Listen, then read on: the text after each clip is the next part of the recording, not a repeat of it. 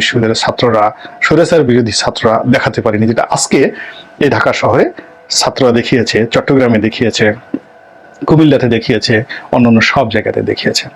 ফলে এই যে সিমটমটা যে কি কালবৈশাখীর লক্ষণ, রাজনীতির সুনামির লক্ষণ, নাকি রাজনীতির ভূমিকম্পের লক্ষণ?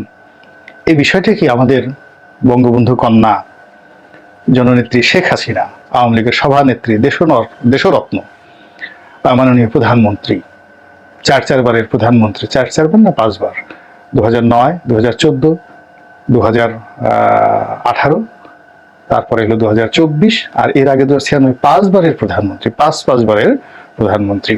তো তিনি সেই বিষয়টা কি বুঝতে পেরেছেন? আল্লাহ আমাদের সবাইকে হেদায়েত দান করুন আর হেফাজত করুন। দেশবাসী, আপনারা যে যেখান থেকে ভিডিওটি শুরু থেকে শেষ পর্যন্ত দেখেছেন, আপনাদেরকে অসংখ্য ধন্যবাদ জানাই।